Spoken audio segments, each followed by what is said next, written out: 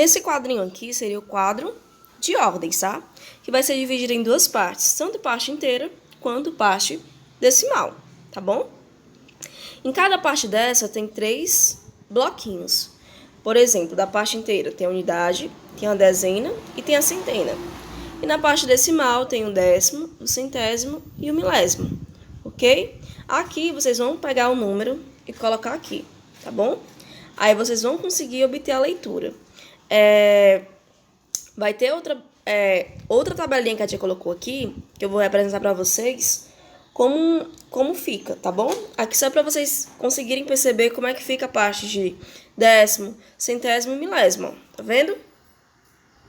Décimo, tá aqui, ó. Fica bem aqui. O centésimo, já fica bem aqui, ó. A segunda parte, como se aqui tivesse 2 zeros, tá bom? Na parte de fração, né, ó. Lembrem. Sim. Ó, 2 zeros. Indica 2 números após a vírgula, tá? Centésimo. Milésimo, perdão.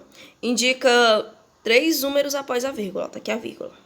Sempre coloque a vírgula aqui no meio nessas duas partes, para dividir essas duas partes. Ok? Tá aqui outro exemplo para ficar melhor.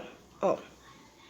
Se eu tiver esse número aqui decimal, ó, 2,8. Como é que eu vou ler? Eu coloco aqui, ó, tá aqui a minha vírgula, né?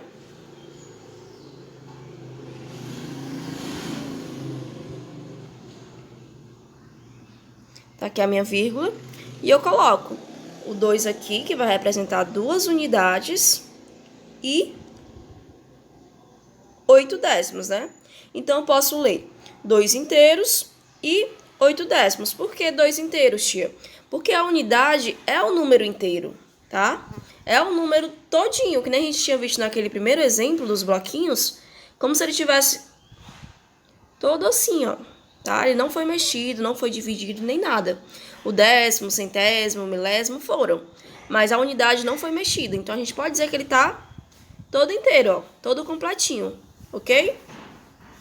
Se eu tivesse aqui, ó, para colocar nessa tabelinha, 3,8. Como é que ficaria? Ficaria aqui, ó, 3, vírgula embaixo de vírgula e o 8.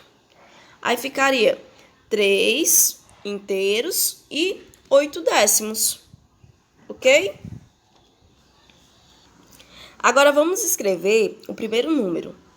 2 inteiros e 8 décimos, transformar isso para fração. Vamos fazer isso aqui agora. Vamos se garantir. 2 inteiros e 8 décimos, em forma de fração. Como é que ficaria? Eu sei que vai ficar como? Que é 2 inteiros, então ele fica separado. E 8 sobre 10. Ah, tia, por que é 8 sobre 10? É sobre 100, é sobre 1.000 ou sobre 10.000? Por quê? Porque eu falei o quê? Na hora que a gente colocou na tabelinha, a gente viu que era o quê? 2 inteiros e 8 décimos. Toda vez que for décimo, o 10 é embaixo. Se for centésimo, o 100 é embaixo. Se for milésimo, o 1.000 é embaixo. Ok? Aí o que acontece? Isso daqui vai ser a mesma coisa de 2 mais 8 décimos. Isso daqui vai se transformar em quê? Em soma de números com denominador diferente. Então, a gente precisa fazer o MMC. Vocês lembram que eu falei que toda vez quando tá o 2 assim sozinho, é a mesma coisa que eu tiver o 1 aqui embaixo? O 1 é como se fosse o melhor amigo, o best friend. Porque ele vai estar em todas as horas. Não importa o momento, sempre ele vai estar lá. Então, quando o 2 está sozinho, ou 3, ou qualquer outro número inteiro esteja sozinho, é a mesma coisa que eu tenho 1 embaixo, tá bom? 1 é aquele cara que não lhe abandona. Então, fazendo MMC de 1 e 10, ó. 1 e 10 vai ser a mesma coisa de quê?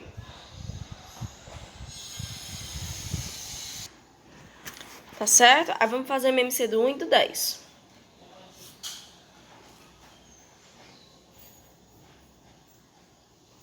1 já tá aí ok, né? Então vamos fazer só do 10. Quando a gente fizer MMC do 10, vai dar o próprio 10. Mas vamos fazer, né? 10 dividido para 2, 5. Aqui 5, 1 e 1. Que também vai dar 10, tá? Então toda vez que acontecer isso, primeiro eu queria mostrar pra vocês de ter um número e o 1 pra fazer MMC, sempre vai dar o próprio número, tá bom? Ele mesmo, no caso, né? Então vamos lá. Aí eu vou substituir meus novos denominadores que eu encontrei, que no caso é 10 mais 10, que foram os nossos novos denominadores, e vou fazer aquele negócio. Pego o meu novo denominador, divido pelo denominador atrás, ó, que no caso seria o 1 da primeira fração, que vai dar 10, e multiplico pelo o numerador. 10 dividido para 1 é 10, vezes 2 é igual a 20. Mesma coisa eu vou fazer com a segunda fração. 10 dividido para 10, 1. E 1 vezes 8, certo? Então, quando eu tenho isso daqui, agora é molezinha. Por quê? Porque eu só vou somar os meus numeradores e vou repetir meu denominador. Se eu tiver 20 reais e ganhar 8 conto da minha mãe, fica com quanto? Com 28 conto. Tia fica rica. E repito o meu denominador, ok? E agora, se a gente fosse fazer, a gente vai fazer aqui outro exemplo dessa daqui, ó, tá? Se eu tiver aqui 3,6, como é que eu vou transformar isso para fração novamente? Eu sei que é 3 inteiros mais 6 décimos. Então, é 6 sobre 10, porque são 6 décimos. Ok? Quando eu faço MMC do 1, ó, e do 10, eu sei que vai dar o próprio 10, como a gente viu anteriormente. Sempre quando se eu tivesse aqui 1 e 20, 1 e 100, seria o 100, tá? Aí fica 10, vou fazer aqui duas vezes para indicar, ó, primeira fração e duas frações. Só tô fazendo duas vezes porque só tem duas frações, ok? Que foi o novo denominador que a gente encontrou para as duas. Quando eu faço isso, eu faço aquele joguinho novamente. Pego o meu denominador que eu encontrei, divido pelo denominador da primeira fração, ó, porque isso aqui representa a primeira fração, essa daqui é a segunda. Se vocês quiserem colocar essas ordens, esses números em cima, para poder vocês não confundirem, também é ótimo. Ouçam a dica da tia de vocês. Se eu tenho 10 dividido para 1, vai dar quanto? Vai dar o próprio 10. Como se eu tivesse 10 reais entregando para minha mão. Então, eu vou ter 10. 10 vezes 3 é igual a quanto? Igual a 30. Eu faço a mesma coisa com a segunda fração. Se eu tenho 10 e divido por 10, eu fico com 1. Se eu tiver 10 reais e divido para 10 coleguinhas, eu fico com 1 real, tá? E vezes 6 vai ser quanto? 6. 1 vezes 6 é o próprio 6. Qualquer número multiplicado pelo 1, que é o elemento neutro da multiplicação, vai ser ele mesmo, tá bom? Quando chega nessa parte que eu tô com os meus denominadores iguais, tudo bonitinho, eu só preciso fazer o quê? Somar os meus numeradores e repito o denominador. 30 mais 6 é igual a quanto? 36. E repito o meu denominador. Pronto. Fico 36 sobre 10 avos. Ok? Agora, a gente vai fazer o inverso. Como assim, tia? O inverso, tia? Pelo amor de Deus. A gente vai fazer da fração para obter um número decimal. A gente vai fazer o processo ao contrário. Ok? Então, se, por exemplo, eu tenho 200. Então, se eu tiver, por exemplo, 254 sobre 100. E quero transformar isso para um número decimal. Como é que eu vou fazer?